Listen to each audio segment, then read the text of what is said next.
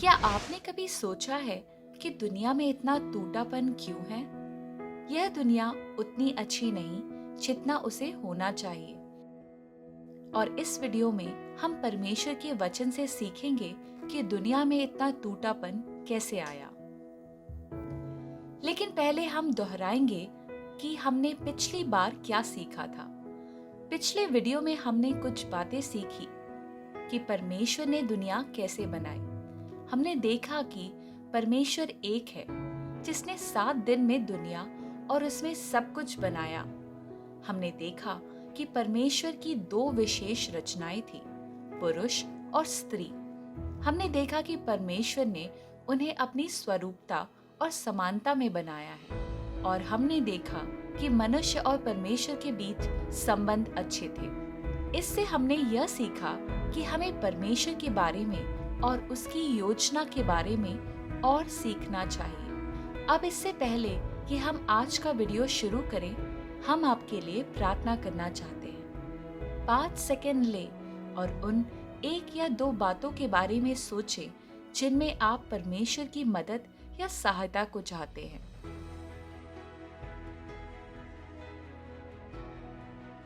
स्वर्गीय पिता, हम आपसे प्रार्थना में मांगते हैं कि जो भी भाई या बहन इस वीडियो को देख रहे हैं, वह कैसी भी टूटी हुई परिस्थिति का सामना क्यों ना कर रहे हो, उसमें आप उनकी सहायता करें और अपनी योजना उन पर प्रकट करें। कृपया इन वीडियोस को देखते समय आप अपने सच्चे मार्ग को उन पर प्रकाशमान करें। यीशु मसीह के नाम से हम ये प्रार्थना करते हैं, आमीन। अब आइए एक सच्ची कहानी देखें कि दुनिया में पाप कैसे आया। और यह कहानी हमें बाइबल की पहली किताब उत्पत्ति उसके 3 अध्याय में देखने को मिलती है। यहोवा परमेश्वर ने जितने बनेले पशु बनाए थे, उन सब में सर्प धूर्त था। और उसने स्त्री से कहा, क्या सच है कि परमेश्वर ने कहा कि तुम इस वाटिका के किसी वृक्ष का फल ना खाना? स्त्री ने सर्प से कहा, इस वाटिका के वृक्षों के फल हम खा सकते हैं, पर जो वृक्ष वाटिका के बीच में है, उसके फल के विषय में परमेश्वर ने कहा है कि ना तो तुम उसको खाना और ना उसको छूना, नहीं तो मर जाओगे। तब सर्प ने स्त्री से कहा, तुम निश्चय ना मरोगे, वरन परमेश्वर आप जानता है कि जिस दिन तुम उसका फल खाओगे, उसी दिन तुम्हारी आंखें खुल जाएंगी और तुम भले और बुरे का ज्ञान पाकर परमेश्वर के तुल्य हो जाओगे। सो जब स्त्री ने देखा कि उस वृक्ष का फल खाने में अच्छा और देखने में मनभाऊ और बुद्धि देने के लिए चाहने योग्य भी है, तब उसने उसमें से तोड़कर खाया और अपने पति को भी दिया और उसने भी खाया। तब उन दोनों की आंखें खुल गई और उनको मालूम हुआ कि वे नंगे हैं। सो उन्होंने अंजीर के पत्ते जोड़ जोड़ कर लंगोट बना ली। तब यहोवा परमेश्वर जो दिन के ठंडे समय वाटिका में फिरते थे, उसके शब्द उनको सुनाई दिए। तब आदम और उसकी पत्नी वाटिका के वृक्षों के बीच यहोवा परमेश्वर से छिप गए। तब यहोवा परमेश्वर ने पुकार कर आदम से पूछा, तू कहाँ है? उसने कहा, मैं तेरा शब्द बारी में सुनकर डर गया, क्योंकि मैं नंगा था, इसीलिए छिप गया। उसने कहा, किसने तुझे चिताया कि तू नंगा है? जिस वृक्ष का फल खाने को मैंने तुझे मना किया था, क्या तूने उसका फल खाया है? आदम ने कहा, जिस स्त्री को तूने मेरे संग रहने को दिया है, उसी ने उस वृक्ष का फल मुझे दिया और मैंने खाया। तब यहोवा परमेश्वर ने स्त्री से कहा, तूने ये क्या किया है? स्त्री ने कहा, सर्प ने मुझे बहका दिया, तब मैंने खाया। तब परमेश्वर ने सर्प को कहा, तूने जो यह किया है, इसीलिए तू सब घरेलू पशुओं और सब बनेली पशुओं से अधिक श्रापित है। तू पेट के बल चला करेगा और जीवन भर मिट्टी चाटता रहेगा। और मैं तेरे और इस स्त्री के बीच में और तेरे वंश और इसके वंश के बीच में बैर उत्पन्न करूंगा, वह तेरा सर कुचल डालेगा और तू उसकी एड़ी को डसेगा। फिर स्त्री से उसने कहा, मैं तेरी पीड़ा और तेरे गर्भवती होने के दुख को बहुत बढ़ा दूंगा।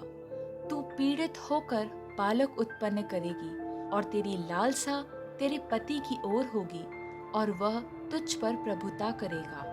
और आदम से उसने कहा, तूने जो अपनी पत्नी की बात सुनी और जिस वृक्ष के फल के विषय में मैंने तुझे आज्ञा दी थी कि तू उसे न खाना, उसको तूने खाया है, इसीलिए भूमि तेरे कारण श्रापित है। तू उसकी उपज जीवन भर दुख के साथ खाया करेगा और वह तेरे लिए कांटे और ऊंट कटेरे उगाएगी और तू खेत की उपज खाएगा और अपने माथे के पसीने की रोटी खाया करेगा और अंत में मिट्टी में मिल जाएगा, क्योंकि तू उसी में से निकला है। तू मिट्टी तो है और मिट्टी ही में फिर मिल जाएगा। और आदम ने अपनी पत्नी का नाम हवा रखा, क्योंकि जितने मनुष्य जीवित हैं उन सब की आदि माता वही हुई।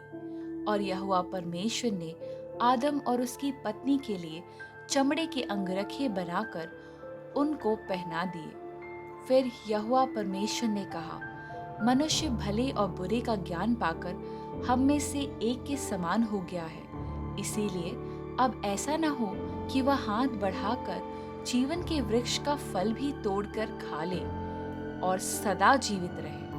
तब यहोवा परमेश्वर ने उसको अदन की वाटिका में से निकाल दिया कि वह उस भूमि पर खेती करे जिसमें से वह बनाया गया था। इसीलिए आदम को उसने निकाल दिया और जीवन के वृक्ष के मार्ग का पहरा देने के लिए अदन की वाटिका के पूर्व की ओर करूबों को और चारों ओर घूमने वाली ज्वालामय तलवार को भी नियुक्त कर दिया। इस कहानी के बारे में कुछ क्षण के लिए सोचें कि हमें इस कहानी से क्या सीखा।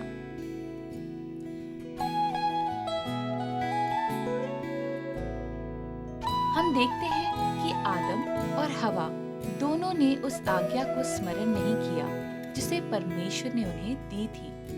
हम देखते हैं कि वह सांप शैतान था। हम देखते हैं कि मनुष्य जाति पापी हो गई है और परमेश्वर से अलग हो गई है। हम देखते हैं कि लोगों ने पाप को ढांकने की कोशिश की, लेकिन केवल परमेश्वर ही हमारा आवरण है। हम देखते हैं कि ऐसा व्यक्ति आ रहा है जो पाप के श्राप को खत्म करेगा और शैतान के सिर को कुचल देगा। अब अगर यह कहानी सच है तो हमारे लिए इसका क्या मतलब होगा? हम पापी हैं और परमेश्वर से अलग हो गए हैं। परमेश्वर ने वादा किया है कि हमें पापों से बचाने के लिए किसी को भेजेगा। हमारा एक दुश्मन है जो हमें परमेश्वर से अलग रखना चाहता है। यदि आपको ये वीडियोस पसंद है और ऐसा सोच रहे हैं कि आपके कुछ दोस्त या परिवार के प्रियजन इन्हें देखना चाहेंगे, तो कृपया उनके साथ इन वीडियोस को शेयर करें या उन्हें अपने साथ देखने के लिए आमंत्रित करें। अगर आपको यह वीडियो अच्छा लगा हो तो आप उस व्यक्ति से जरूर बात करें जिसने आपको यह वीडियो भेजा है, ताकि आप इसके बारे में उससे और अधिक बात कर सकें। हम आपके साथ और भी परमेश्वर की कहानी के विषय में वीडियो शेयर करने के लिए उत्सुक हैं। परमेश्वर आपको आशीष दे।